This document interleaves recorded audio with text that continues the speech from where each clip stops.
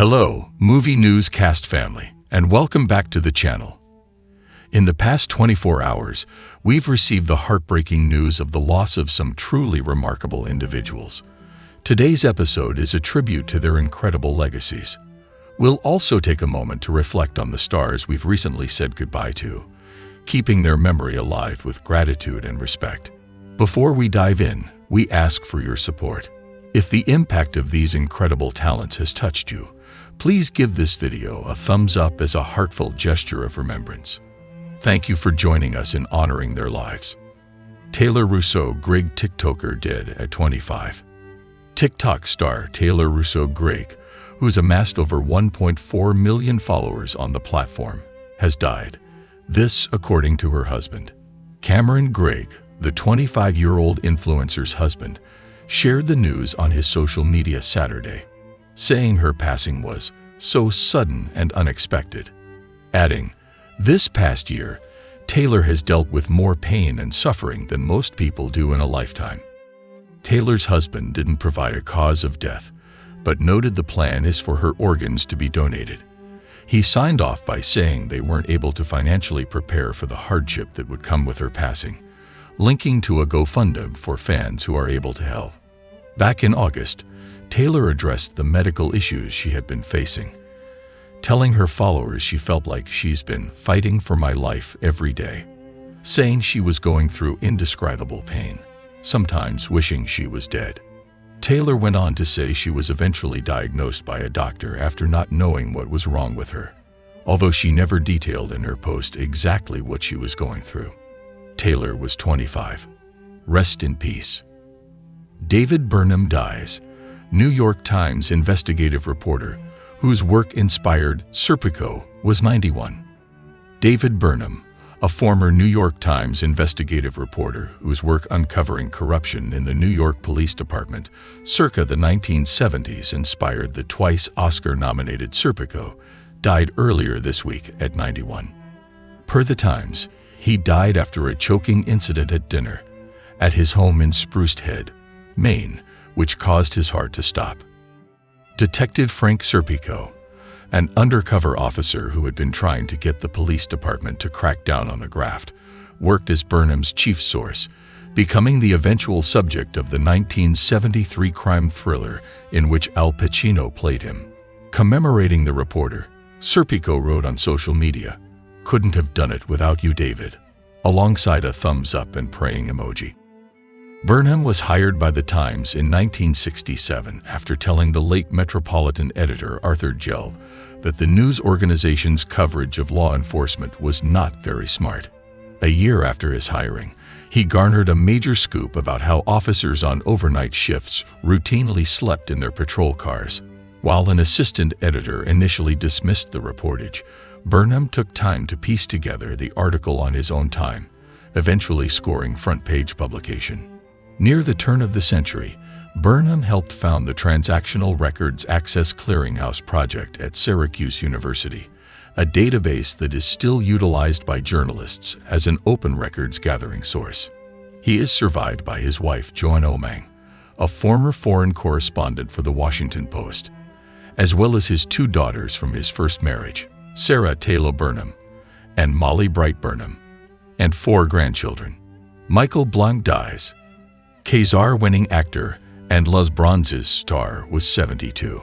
French actor Michael Blanc, best known for his roles in less splendid troupe comedy films, like the 1978 cult classic Les Bronzes, French Fried Vacation, and its subsequent 1979 and 2006 sequels, died early October 4 at 72 of a heart attack following anaphylactic shock, per the Agence France Presse. A fixture in French cinema, his death was mourned by President Emmanuel Macron, who wrote on X, "He made us cry with laughter and moved us to tears." A monument of French cinema, Michael Blanc is gone. Our thoughts go out to his loved ones and his acting accomplices. The French Minister of Culture, Rachida Dati, added in a statement, "This morning the sorrow is immense, as great as his talent."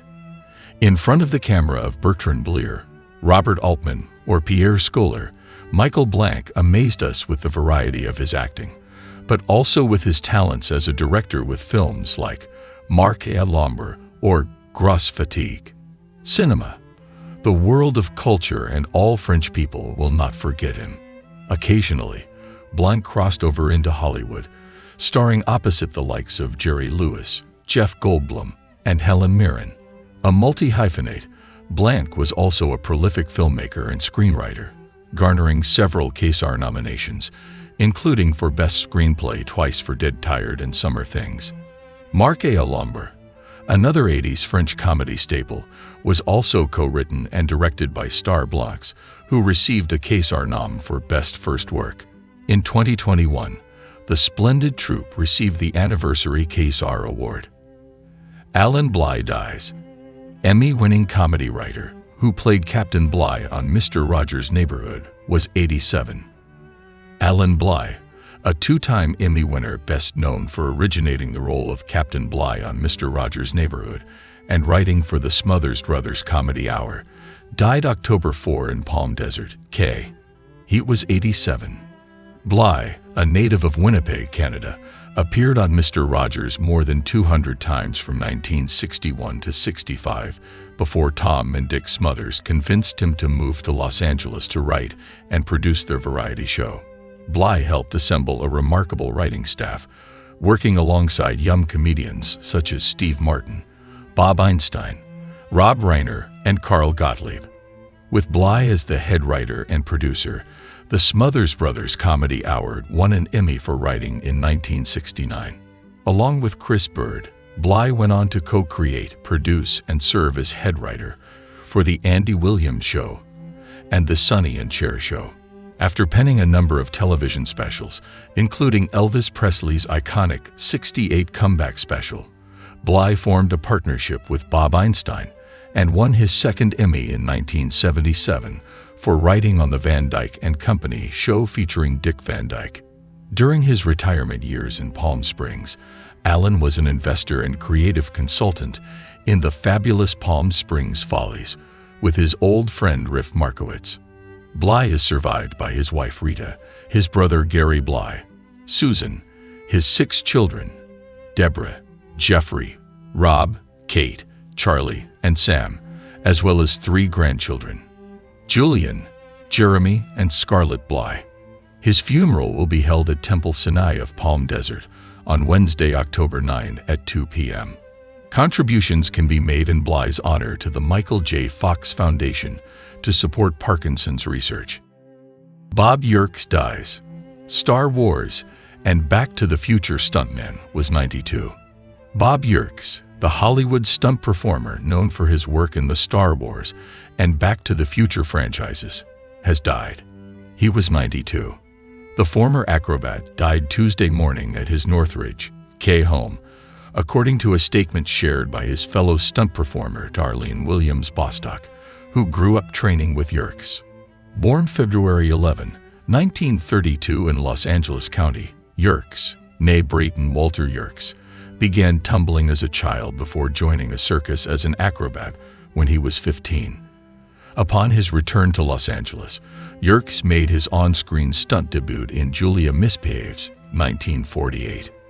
Yerkes went on to double for such actors as Paul Newman, Robert Duvall, and Arnold Schwarzenegger, performing in movies like Airport, 1970, Earthquake, 1974, The Towering Inferno, 1974, Return of the Jedi, 1983, Ghostbusters, 1984, Back to the Future, 1985, Ferris Bueller's Day Off, 1986, Who Framed Roger Rabbit, 1988, Honey, I Shrunk the Kids, 1989, Hook, 1991, Batman Forever, 1995, and Poseidon, 2006.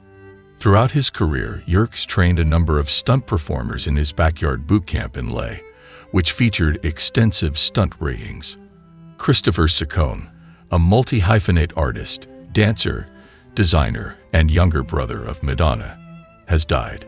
He was 63. Ciccone died Friday in Michigan. His representative Brad Taylor told the Associated Press Sunday. He had cancer. Madonna posted a tribute to him on Instagram Sunday with a carousel of photos from over the years. "He was the closest human to me for so long," she wrote. "It's hard to explain our bond, but it grew out of an understanding that we were different and society was going to give us a hard time for not following the status quo. We took each other's hands and we danced through the madness of our childhood." Madonna wrote that discovering dance in their small Midwestern town saved them both, and that their ballet teacher created a safe space for her brother to be gay. A dancer since his youth, Ciccone was deeply intertwined with his sister's rise in pop stardom in the 1980s, appearing in music videos like Lucky Star, art directing her Blonde Ambition World Tour, and serving as tour director for the Girly Show Tour. He also directed music videos for Dolly Parton and Tony Bennett. The book, and his no-filter descriptions of the exploits of his sister's famous circle, took its toll on some of his Hollywood friendships too. Several years later, in 2012, around the launch of a shoe collection he designed, he told The Standard that he and his sister were on a perfectly personable level and in contact. "I don't work for her, and it's better this way," he said. In recent years, Ciccone relocated to Michigan's Lower Peninsula to be closer to family. In 2016, Ciccone married Ray Thacker, a British actor who was by his side when he died. Marcia DeRose, True Blood actress, dies at 70. She portrayed Dr. Patricia Ludwig on the Alan Ball-created HBO drama in 3 seasons from 2009 to 14. Marcia DeRose, who came to the aid of the supernatural as Dr. Patricia Ludwig on the HBO drama True Blood, died Saturday in Altadena after a long illness, a publicist announced. She was 70. She wrote on Facebook in April that a fall in her doctor's office was going to lead to my death, adding that the spill caused my hiatal hernia to move to an area where it is now dangerous. The 4'4" DeRose made her big screen debut alongside fellow little person Billy Barty in the Warner Bros. Film Under the Rainbow, 1981, also starring Chevy Chase and Carrie Fisher. She also was in the movies Tiptoes, 2002, and DJ Caruso's The Disappointments Room, 2016. A native of Doniphan, Missouri, DeRose graduated from the University of Missouri and came to Los Angeles with her mother in 1980.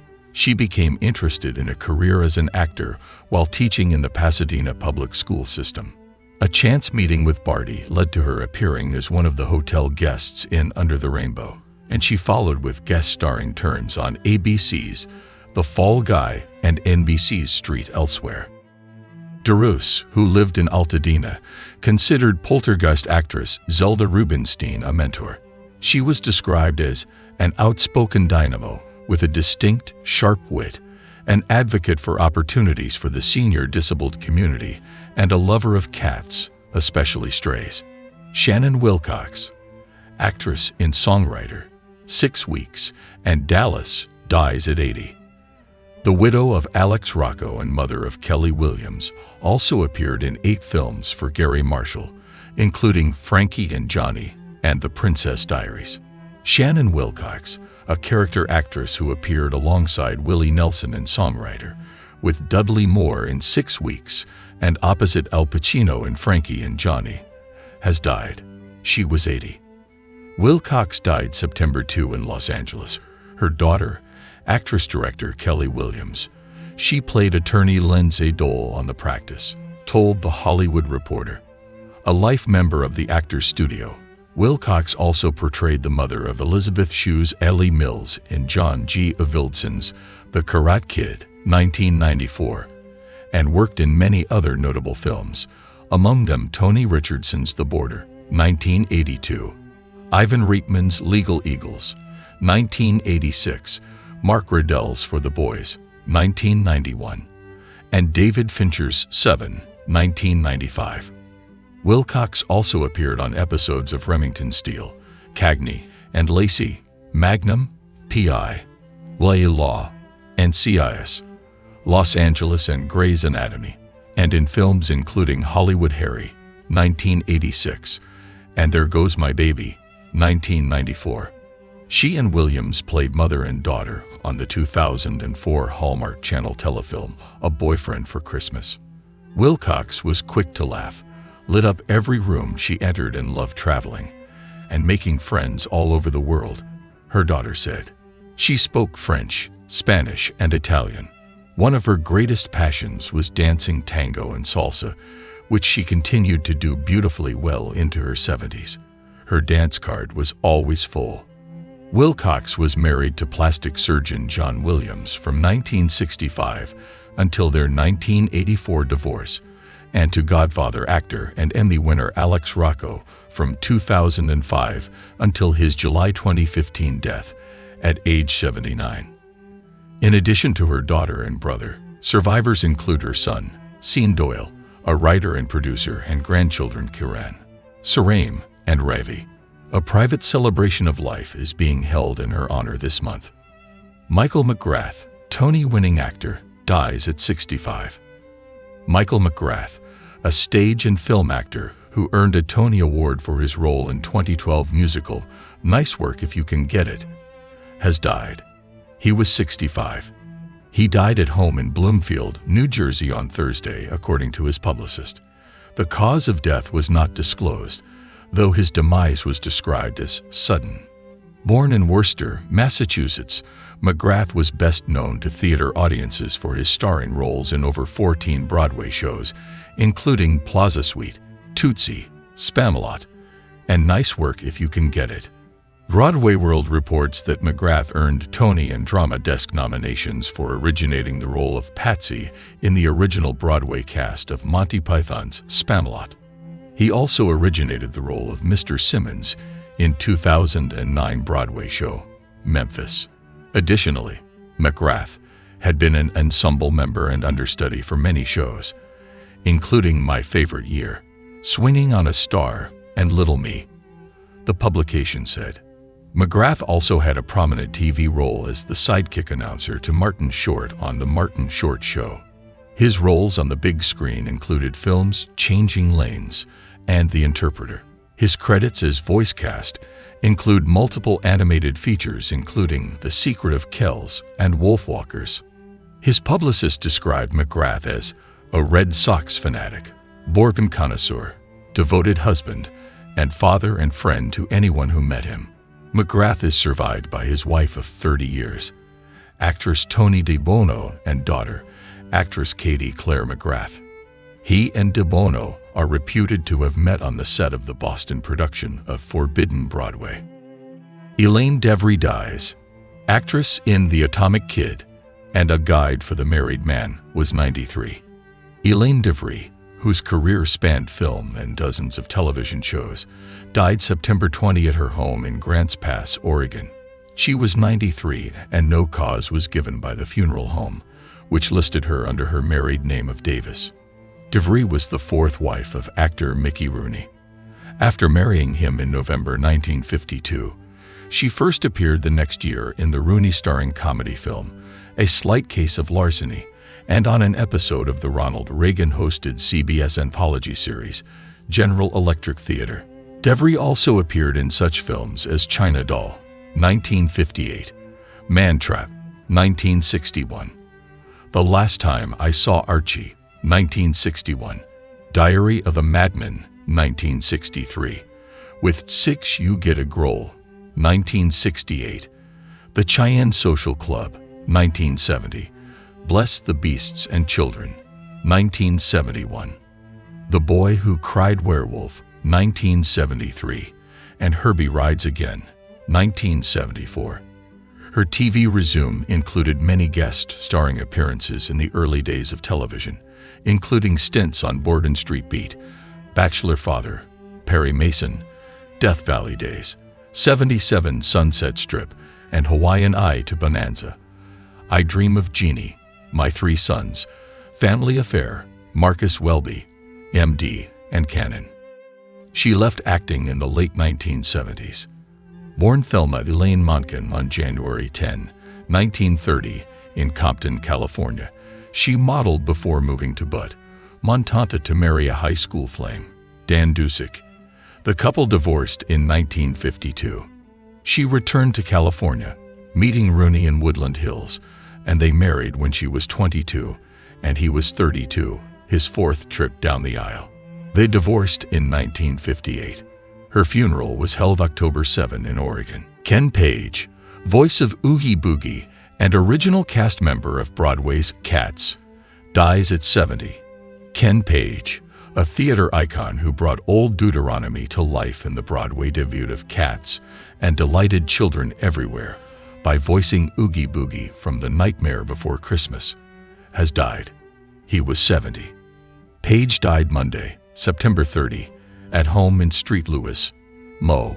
His talent agent, Todd M. Eskin, announced the news Tuesday. No cause of death was given.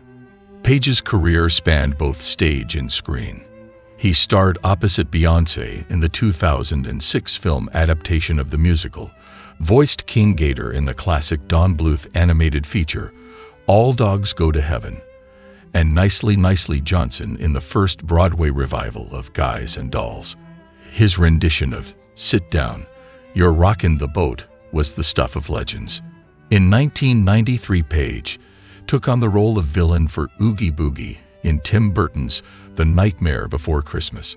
His baritone was the perfect pairing for the spooky yet absolutely enchanting creation. Page would often appear to perform Oogie Boogie's song at the Hollywood Bowl's live sing-along of the film, often stealing the show. Dennis Quaid's career prospered due to the film The Parent Trap, but he does not want to bank off it. He said no for a sequel due to a noble reason. Dennis Quaid recently took the theater by a storm with his autobiographical film, Reagan. The actor is one of the most celebrated Hollywood celebrities who established his credibility via a plethora of movies. Quaid once attributed The Parent Trap as giving his career a second chance or a turnover. The hilarious family movie has since then been regarded as a classic, one which launched Lindsay Lohan too. However, despite its popularity, the senior actor revealed he wasn't interested in a sequel. The reason, however, is not with the movie itself, rather it's because one absent cast member. Dennis Quaid cemented his worth in Tinseltown by appearing in a wide range of films. The actor rose to fame with movies like Breaking Away, The Right Stuff, The Big Easy, Inner Space, and more. Recently, the actor once again appeared on the big screen, but this time in the shoes of the former President of the United States in the autobiographical film, Reagan. In Quaid's filmography, the 1998 movie, The Parent Trap played a massive impact. It rejuvenated the actor's career and gained him massive recognition. I tell everyone under 30 that I was your babysitter. While speaking to Entertainment Tonight about his popular roles, the actor recalled the 1988 film. The movie was regarded as one of the most popular family entertainers, especially for kids of a certain age. The movie featured twins, both played by Lindsay Lohan, as they tried to reunite their estranged parents. The Giant Balls of Fire actor played their charming and captivating father, while Natasha Richardson played his ex-wife. However, when questioned about a potential sequel for the iconic movie, he hesitated. Quaid told Entertainment Tonight, though he would be excited to reunite with his on-screen daughter, the absence of his co-star would be greater. Fond memories on set. Dennis Quaid's early legacy. In 2009, Richardson unfortunately passed away due to a ski accident, leading Hollywood to lose a great talent. Referring to her loss, Quaid didn't feel it was right to film a sequel without the actress who was a huge part of the project. Though memories of the one who left saddened him, the Breaking Away lead fondly recalled his past. Speaking of his experience on the sets of the 1998 film, the Hollywood icon praised the then-young Lohan's capability. He affirmed that the movie changed his career in ways he didn't expect it to. Even though he had been in the industry for several years by then, it was the family entertainer which launched him into widespread fame and success. Even though fans would have loved to see the Parker family once again, there is no news about a possible sequel. Perhaps the death of Richardson impacted not only Quaid but the filmmakers too, who did not want to attempt another film without the lead actress.